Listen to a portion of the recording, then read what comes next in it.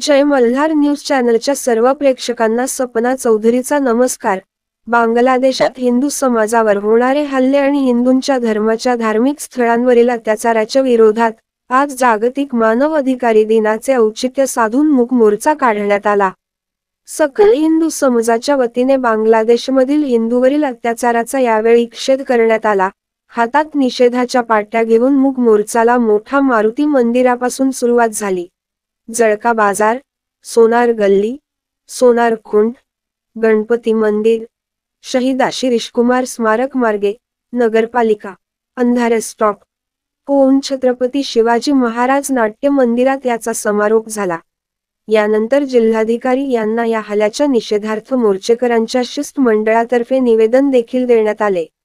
या प्रसंगी भाजपाचे प्रदेश महामंत्री विजय चौधरी यांनी आपली प्रतिक्रिया व्यक्त केली आहे।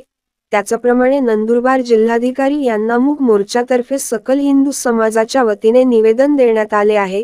यावेळी आशिष पाटील, जगदीश चौधरी, प्रशांत पवार, गिरीश बडगुजर, डॉक्टर त्र्यंबक पाटील, डॉक्टर रोशन भंडारी, अंकुश शर्मा, विजय बडगुजर, उमेश शिंदे, धनराज कोलते, प्रीती बडगुजर, कल्याणी डांगे, ध्वनी शहा, ज्योती शहा, सोनी दुसेजा, कंचन मुलानी, नम्रता परदेशी उपस्थित होत्या। सपना चौधरी, जय मल्हार न्यूज, नंदुरबार।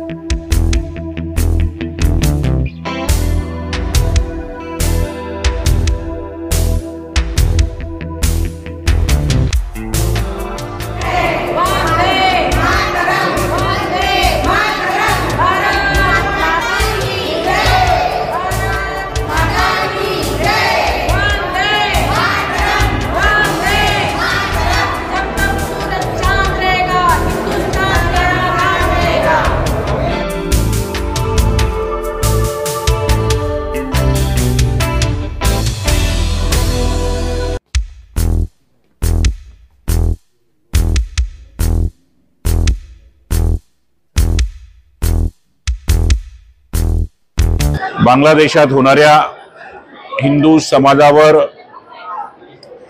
हल्ले,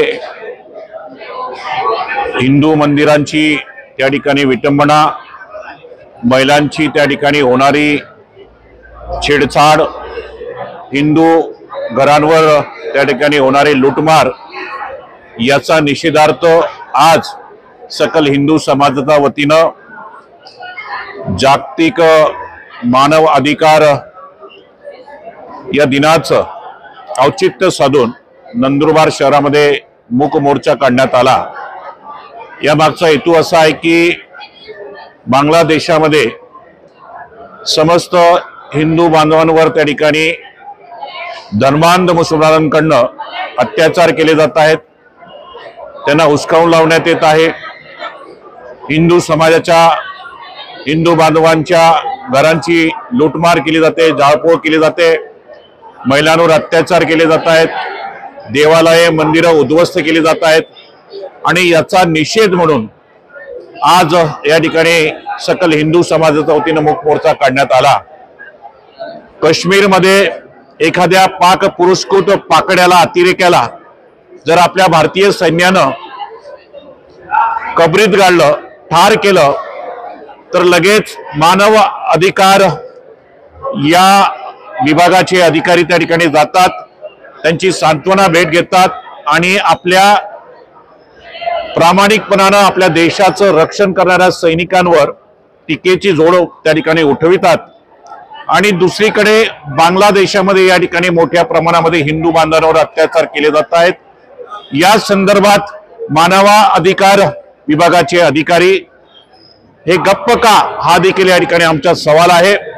आम्ही बांगलादेशाला या ठिकाणी सांगू इच्छितो की तुम्ही आता तिथे असलेल्या आमच्या हिंदू बांधवांवर अत्याचार कराल, त्यांची दुकानं आणि घरं लुटमार कराल, त्यांची हत्या कराल, आमची मंदिरं उद्ध्वस्त कराल तर खबरदार, हिंदुस्थानातला एक एक हिंदू तुमच्या देशावर चाल केल्याशिवाय या ठिकाणी गप्प बसणार नाही।